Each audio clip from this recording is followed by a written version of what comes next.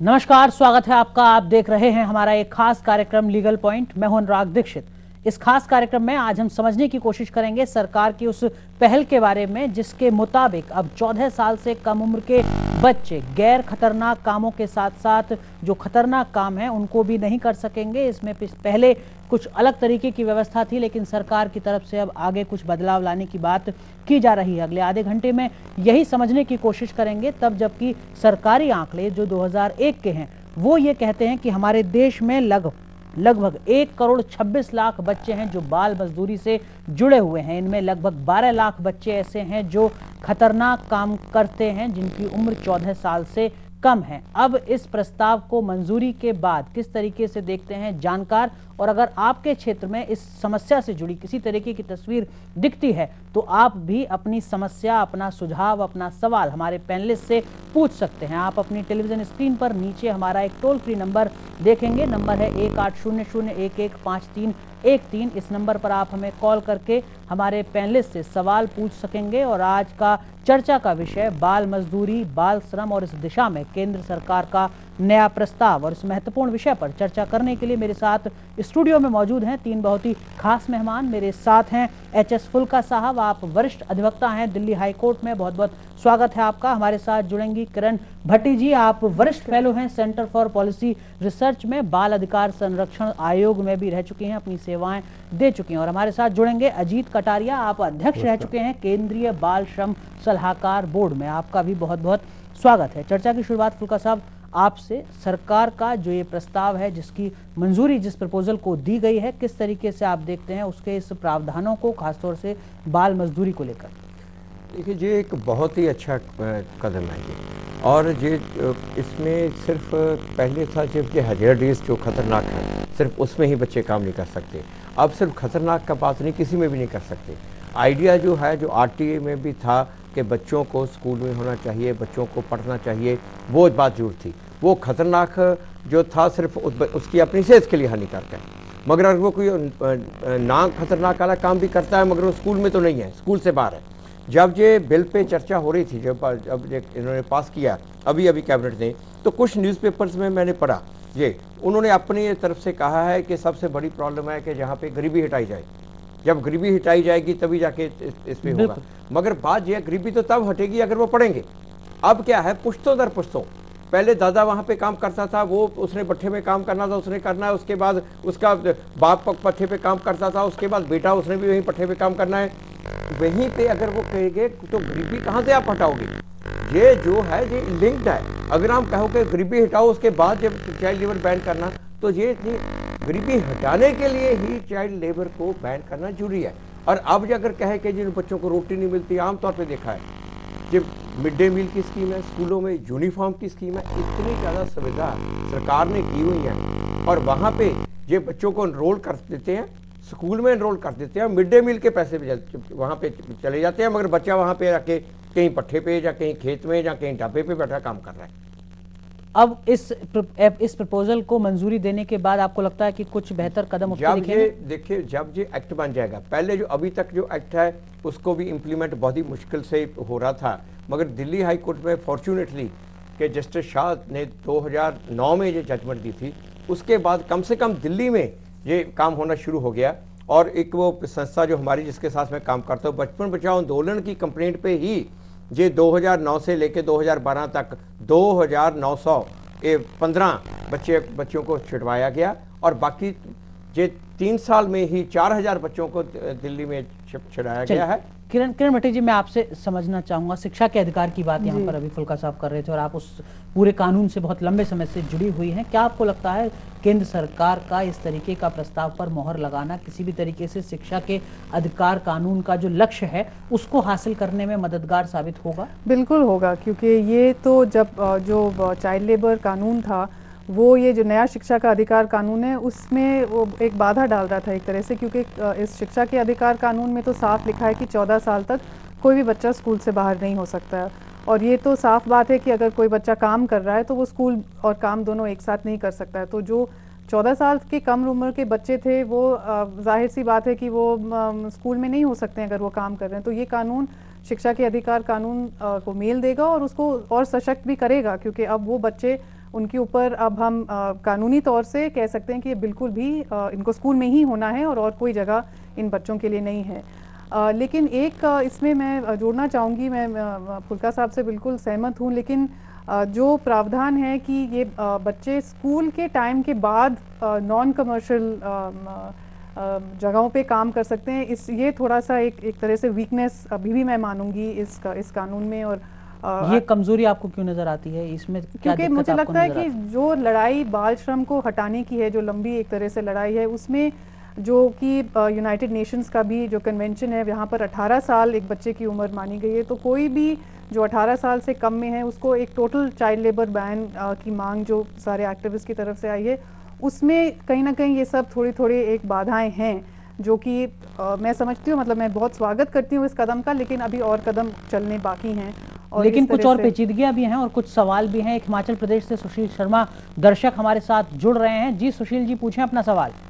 हाँ जी सर, मेरा क्वेश्चन ये है कि आप लोग उन्हें वहाँ से जहाँ भी वो काम करते हैं वहाँ से हटा रहे हैं, अच्छी बात है, ठीक है, लेकिन वो अब स्कूल आप जो उन्हें अलाउ कर रहे हैं कि अब वो स्कूल में जाने चाहिए, लेकिन बहुत सारे बच्चे इसलिए स्कूल नहीं जा पाते हैं क्योंकि उनकी इकोनॉमिक कंडीशन अच्छी नहीं होती है।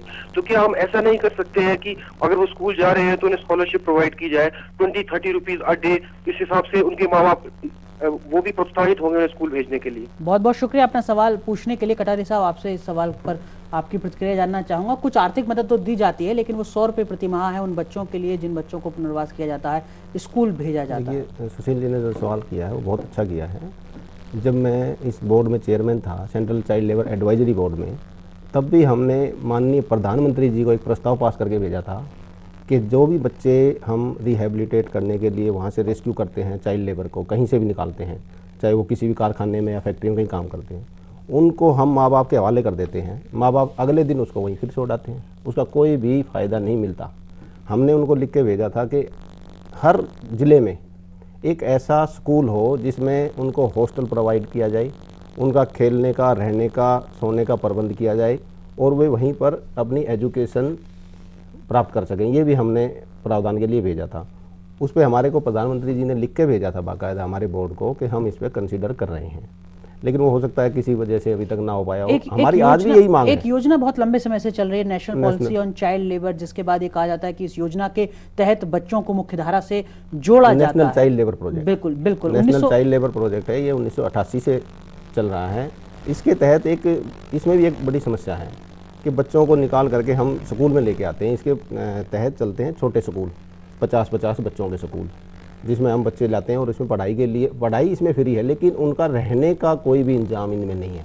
हमने यही लिख के भेजा था कि इसको अपग्रेड करके इसी प्रोजेक्ट को इसमें एक चीज़ और जोड़ दी जाए कि इसमें बच्चे रहने के लिए जगह उनको प्रोवाइड करा दी जाए, वहीं पर रहें और उनके जो माँ बाप, कोई मान लो लंगड़ा है बाप या माँ बाप कई अंधे भी हैं, आपने देखा होगा कई मतलब बुजुर्ग हैं जो नहीं किसी काम के हैं, तो उनके लिए महीने में 500, 700 या 1000 रुपये तक उनको एक आर्थिक मदद के तौर पे उनको व्यवस्था की जाए। पांचाल साहब हमारे साथ एक दर्शक जुड़ रहे हैं। जी पांचाल साहब, पूछें अपना सवाल।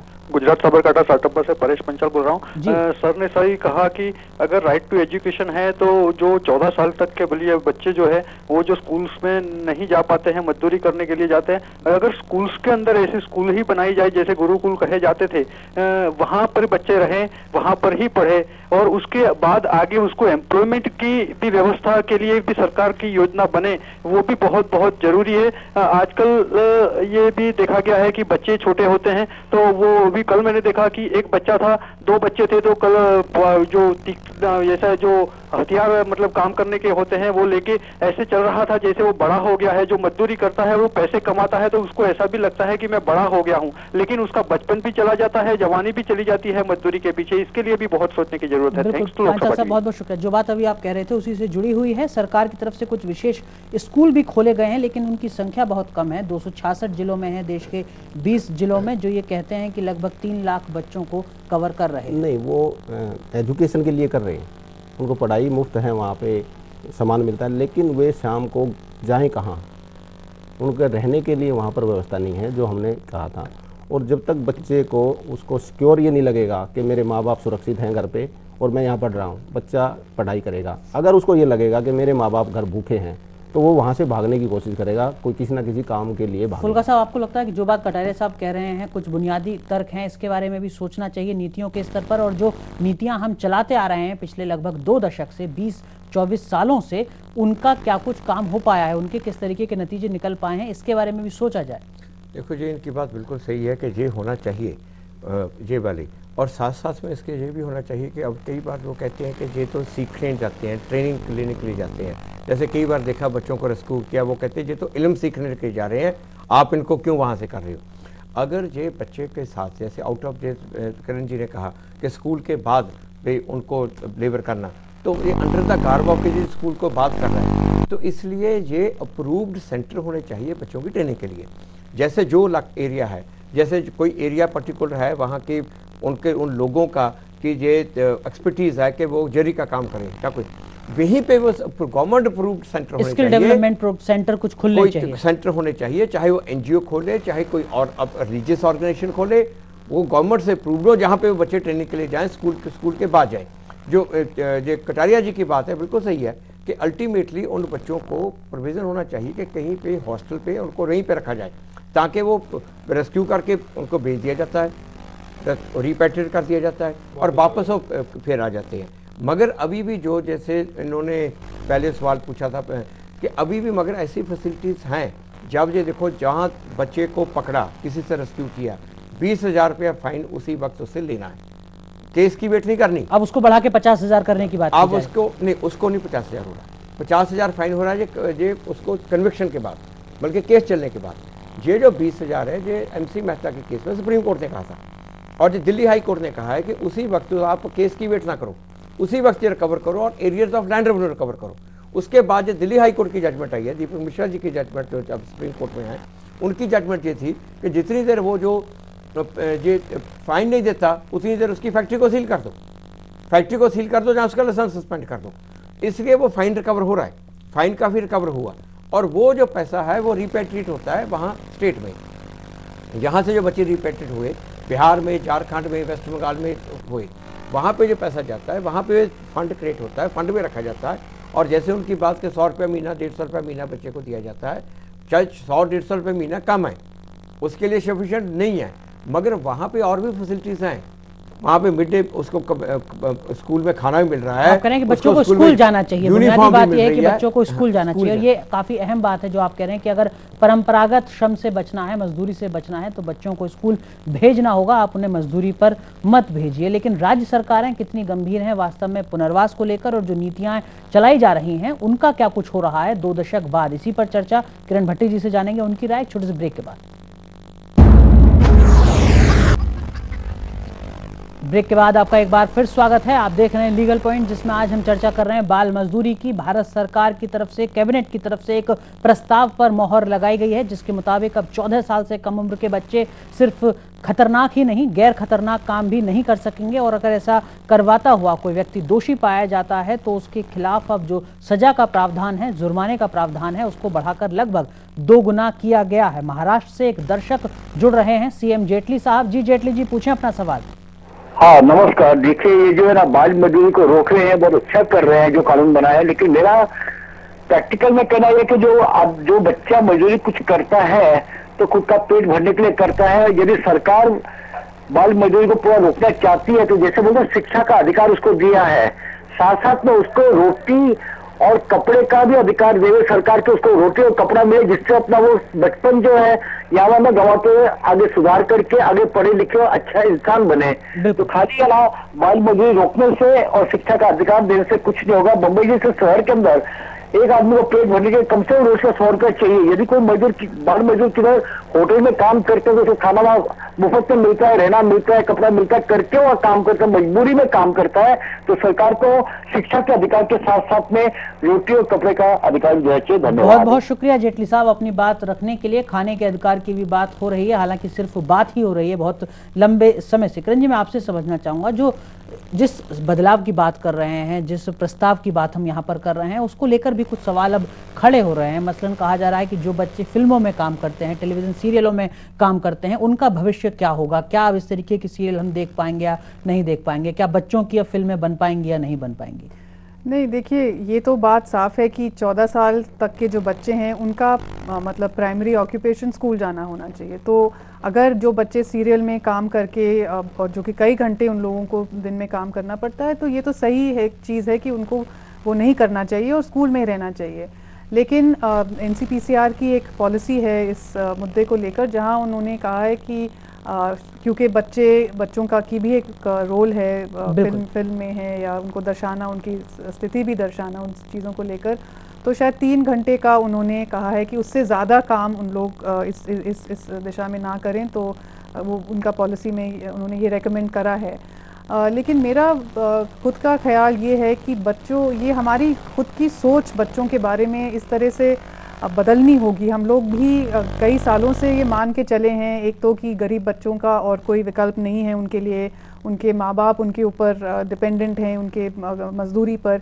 इस सब चीज़ में हमें इन सब चीज़ों को दोबारा एक बार देखना है, क्योंकि एक तो बहुत कम ऐसे घर हैं जो कि पूरी तरह से बच्चों की मजदूरी पे डिपेंडेंट हैं, क्योंकि जो वो कमाते हैं वो काफ़ी रियली नहीं है। ये तो एक इसलिए कई बार बच्चे मजदूरी करने लगते हैं क्योंकि विकल्प ठीक नहीं है, और सबसे ज़्यादा इसमें शिक्षा का जो विकल्प है वो सशक्त नहीं रहा है हमारे देश में, और इसकी वजह से कई बार बच्चे मजदूरी पे चले जाते हैं, क्योंकि स्कूल नहीं चलते हैं, क्योंकि टीचर नहीं आते हैं, क्योंकि वहाँ पढ़ाई ठीक से नहीं हो रही है। अब क्योंकि ये शिक्षा का अधिकार कानून भी आ गया है जिससे स्कूलों को सशक्त होना है, तो एक विकल्प की मतलब हम वो कर सकते हैं कि आएगा, ये अच्छा विकल्प है। तो अब ये बहुत सही समय है एक तरह से, ये पूरी तरह से बच्चों को बाल श्रम से पूरी तरह से निकाल के उनको शिक्षा में डालना। लेकिन बच्चों को बाल श्रम से निकाल के शिक्षा के क्षेत्र में डालना, उनको स्कूल भेजना, ये राज्य सरकारों की का काम है, प्रशासनिक व्यवस्था का काम है। लेकिन उसमें राज्य सरकारों की भी जो गंभीरता है वो बहुत कम दिखती है। मेरे पास जो जानकारी है उसके मुताबिक बामुश्किल 400 से 500 बच्चों को सर्व शिक्षा अभियान के तहत स्कूलों में भेजा गया है। क्या वास्तव में आपको लगता है राज्य सरकारें भी गंभीर हैं? ये बिल्कुल सही है। असल में इन बच्चों के जो मुद्दे हैं, क्योंकि उसमें बहुत सारे डिफरेंट डिपार्टमेंट्स भी एक तरह से इन्वॉल्व रहते हैं, वो डिपार्टमेंट्स, उन विभागों को एक दूसरे से और बात करनी चाहिए, एक दूसरे से मिलके जो कन्वर्जेंस की बात है, कन्वर्जेंस जब तक नहीं आएगा, श्रम विभाग और शिक्षा विभाग और पुलिस डिपार्टमेंट और अलग ऐसे कई डिपार्टमेंट्स के बीच में, तब तक ये मुद्दे ठीक से इनका इम्प्लीमेंटेशन नहीं हो पाएगा। और जो हाई कोर्ट का ऑर्डर है जिसके बारे में पुलका साहब ने भी बात की, वो एक्चुअली एक स्टेप उस डायरेक्शन में है, क्योंकि उसमें सारे विभाग मिलकर इसका जो है सोल्यूशन निकालते हैं। लेकिन उसमें भी देखा यही जा रहा है कि जो शिक्षा विभाग की जो रोल है वो बहुत वीक है एक तरह से, और जब तक वो सशक्त नहीं हो जाएगी तो ये पूरा पुनर्वास की बात, चाहे वो केंद्र सरकार की तरफ से या हाई कोर्ट या सुप्रीम कोर्ट के ऑर्डर हो, राज्य सरकार तक वो नहीं होगी। तो बाल श्रम विभाग, शिक्षा विभाग, इन सब लोगों को बहुत मतलब मिलकर जुड़कर काम करना पड़ेगा। नहीं तो क्यों नहीं हो पाता है? फुल्का साहब आपसे भी समझूंगा। पंजाब से एक दर्शक हमारे साथ हैं, सवाल पूछना चाहते हैं। जी, पूछें अपना सवाल। हाँ जी, नमस्कार। जी नमस्कार। मैं राजा करतार सिंह, मथौन, भदौड़ जिला बरनाला, पंजाब से बोल रहा हूँ। जी हाँ जी, बाल मजदूरी का सबसे बड़ा कारण है गरीबी। हमारे देश में से गरीबी आज तक निकल नहीं पाई। ठीक है, योजनाएं चलती हैं सरकार की, लेकिन आज तक गरीबी नहीं निकल पाई। बच्चों के माँ बाप यही सोचते हैं कि हमें तो सिर्फ घर का खर्चा चलाना है, जो बच्चे का होश संभालते ही उनको छोटे से बचपन में से उनको बाल मजदूरी में लगा देते हैं कि हमें तो सिर्फ शाम का एक। चलिए, तो संपर्क हमारा आपसे टूट गया, लेकिन आप कह रहे हैं कि जो बाल मजदूरी है वो कोई भी अभिभावक, माता पिता मन से नहीं चाहता कि उनका बच्चा इस क्षेत्र से जुड़े। गरीबी के चलते ये सब कुछ होता है। लेकिन राज्य सरकारों की जो गंभीरता है फुल्का साहब, वही मैं आपसे भी समझना चाहूँगा। 2006 से लेकर 2008 तक के बीच में देश की तमाम राज्य सरकारों ने ये दावा किया कि वो लगभग 10,000 बच्चों का उन्होंने रेस्क्यू किया है, उनको बचाया है इस पूरी जो कुव्यवस्था है उससे। लेकिन केवल 28 बच्चे ऐसे हैं जिनका पुनर्वास हो सका। 10,000 बच्चों में सिर्फ 28 बच्चों का पुनर्वास। क्या आप मानेंगे वास्तव में राज्य सरकारें गंभीर हैं? साथ ही साथ जिस जांच की बात होती है, जिन दौरों की बात होती है, इंस्पेक्शन की बात होती है, 2,27,000 जांच हुई हैं, ये कागजों पर कहा जाता है, लेकिन सिर्फ 790 के आसपास मामले पाए गए। क्या हमारे पूरे देश में बाल मजदूरी के 700 या 800 ही मामले हैं? ये बिल्कुल गलत है, मामले बहुत ज़्यादा हैं। मगर प्रॉब्लम यही है कि हमारी सरकार के जो प्रायोरिटी एजेंडा पे नहीं आता। मतलब कि जो वो कितना करना चाहिए उनको, तो अगर वो सरकार थोड़ा मोटा कर रही है वो भी हाई कोर्ट के ऑर्डर्स के अंडर ही कर रही है। अनफॉर्चुनेटली ये जो दिल्ली में भी अगर हुआ तो वो अगर दिल्ली हाई कोर्ट की जजमेंट आई तभी हुआ, दूसरे राज्यों में भी हुआ तो हाई कोर्ट की जजमेंट आ गई तब हुआ। मगर वरना ना तो उन्होंने चाइल्ड वेलफेयर कमेटीज़ भी नहीं बनाई कहीं पे, और ये चाइल्ड राइट कमीशन भी नहीं बनाया। अभी झारखंड में यही रिट डाली, रिट हाई कोर्ट ने ऑर्डर किया कि आप ये चाइल्ड राइट कमीशन बनाइए, बल्कि ये राज्य सरकारों के ये एजेंडे पे है ही नहीं। और ये दूसरी बात एक और, ये एक ऐसा हमारा ईवल है जो कि सोसाइटी ने एक्सेप्ट किया हुआ है। बिल्कुल। बाकी अगर कोई जुर्म करता है तो कोई किसी को मारता है, चोरी करता है, कुछ करता है, उसको लगता है कि मैं जुर्म करता हूँ। यहाँ पे जो जुर्म कर रहा है, जो बच्चे को एक्चुअली एम्प्लॉय कर रहा है, वो सोचता है मैं अंधाता हूँ, वो ये नहीं सोचता जुर्म कर रहा हूँ। बिल्कुल। जबकि एक्चुअली बात ये है कि उसकी इकोनॉमिकल एक्सप्लॉयटेशन हो रही है। फिगर्स के मुताबिक, अब मैं आपको बताऊँ, दिल्ली में जो मिनिमम वेजेस के मुताबिक 6,700 रुपया महीना देना है। अगर फूड एंड शेल्टर आप दो, फूड एंड शेल्टर के साथ भी 5,800 रुपये देना है। मगर यहाँ से जो बच्चे रेस्क्यू हुए, अगर मैं आपको बताऊँ, ये जो बच्चे रेस्क्यू हुए हैं उसमें से तकरीबन 67% बच्चे 10 घंटे से ज़्यादा काम करते थे, और उनमें से बच्चों को 200 रुपया, 1600 बच्चों को 200 रुपया महीना से कम मिलते थे, और 860 बच्चों को कुछ भी नहीं मिलता था। और ये जो वो इनकी टोटल इकोनॉमिक एक्सप्लॉयटेशन है। अदरवाइज अब ये आप देखिए 6.5 करोड़ इस देश में 6.5 करोड़ अडल्ट अनएम्प्लॉयड है। बिल्कुल। बच्चों से कोई नौकरी दी जाती है, उसका बाप अनएम्प्लॉयड बैठा है। अगर बाप को एम्प्लॉय करेंगे तो 5,800 देना पड़ेगा, बच्चों को रखेंगे तो 200 रुपये। लेकिन फुल्का साहब, एक चीज और मैं आपसे समझना चाहूंगा, तमाम जो हमारे दर्शक हैं वो बार बार ये कह रहे हैं कि अगर बाल मजदूरी हो रही है तो उसके पीछे जो बड़ी वजह है वो गरीबी है, गरीबी के चलते माता पिता बच्चे को भेज रहे हैं। लेकिन जो आंकड़े अभी आपने बताए उसमें बहुत ज्यादा संख्या बच्चों की ऐसी है जिनको महीने में कुछ नहीं मिल रहा, फिर वो क्यों बाल मजदूरी कर रहे हैं? किसके मिल रहा? सिर्फ उनको, उनका, क्योंकि ये ट्रेडिशन बन चुका है। ये फैमिली में है कि ये बाप काम करता है, उसके बच्चे ने भी करना है, उसके भी करना है, इसने कौन सा पढ़ जाना है, इसने कौन सा अफसर बन जाना है। ये जो अप्रोच है, ये वाली अप्रोच, अगर उन्हीं में से जो बच्चे करते हैं, जैसे यही जिन्होंने अभी फोन पे कहा, ये मेरे गांव से अपने से फ़ोन आया, और वहीं पे मैं आपको अगर बताऊं, वहीं पे एक बहुत ही ज़्यादा गरीब घर की लड़की, वो पढ़ गई, अभी इंजीनियरिंग कर गई है।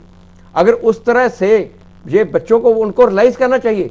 एक्चुअली ये ना तो कोई किसी रिलीजियस और संस्था से ये हो रहा है, ना ही सोशल संस्था से हो रहा है कि जाके उनको समझाया जाए। वो अनपढ़ हैं, उनको खुद समझ नहीं, उनको समझाने वाली बात होती है कि ये जो आपको ये कह रहे हो कि बच्चा अपना पेट पाले, वो तो कहते हैं अपना पेट पाल दे, मेरे ऊपर इसका बर्डन। लेकिन उन्हें समझाने वालों की भी कमी है। कटारिया साहब, आप तो खुद चेयरमैन रहे हैं इस आयोग के, क्या वास्तव में कुछ पहल होती हैं आयोगों के स्तर पर, गैर सरकारी संगठनों के स्तर पर, कि वो जमीन के पर जाएं, जहां जहां समस्या है वहां लोगों से मिलें, उनके बीच में जागरूकता बढ़ाएं, चीज़ों को बेहतर तरीके से समझाएं? इसमें सबसे बड़ी समस्या क्या है कि कोई भी जिला, जितने भी हमारे यहाँ 500 डिस्ट्रिक्ट हैं पूरे हिंदुस्तान में, किसी भी डिस्ट्रिक्ट में एंटी चाइल्ड लेबर सेल नहीं है, कोई भी। पूरे 500 आप डिस्ट्रिक्ट ले लीजिए, एक में भी। वहाँ पर क्या है, जो डीएम होता है, डिस्ट्रिक्ट कलेक्टर, उसके पास ये पावर होती है। डिस्ट्रिक्ट कलेक्टर के पास इतने काम होते हैं, बिल्कुल, वीआईपीज के और डेवलपमेंट के, ये उनके बिल्कुल लास्ट पेज पे होती है ये समस्या। उनके पास इसके लिए टाइम नहीं होता। जब तक मैं भारत सरकार से आपके इस प्रोग्राम के माध्यम से एक ज़रूर अनुरोध करूंगा कि हर डिस्ट्रिक्ट में anti child labour task force बना दी जाए। उसमें सर्व शिक्षा अभियान के लोग हों, अपना पुलिस के लोग हों, और लेबर मिनिस्ट्री जो भी संबंधित आदमी हैं उनके होने चाहिए। उनको बना करके उनकी जिम्मेदारी तय कर दी जाए। अकाउंटेबिलिटी और रिस्पॉन्सिबिलिटी दोनों चीज़ें तय कर दी जाएँ कि कहीं भी आपके ज़िले में अगर बच्चा काम करता हुआ मिला तो आपकी जिम्मेदारी है, आपको पनिश किया जाएगा। ये जब तक नहीं होगा तब तक ये बाल मजदूरी किसी भी हालत में, मैं आपके यहाँ गारंटी के साथ कहता हूं, बिल्कुल, जब जिस टास्क फोर्स की आप बात कर रहे हैं वो भी, उसकी भी उम्मीद कैसे की जाए, तब अब तक जिस इच्छा शक्ति की दिखनी चाहिए थी झलक, वो नहीं दिख पा रही है। बिल्कुल, महाराष्ट्र से एक दर्शक हमारे साथ जुड़ रहे हैं। जी, पूछे अपना सवाल। जी, मैं ये पूछना चाह रही थी कि जो छोटे छोटे बच्चे हैं, ये जो सीरियल में काम करते हैं। हेलो, नमस्कार सर। जी नमस्कार, पूछें।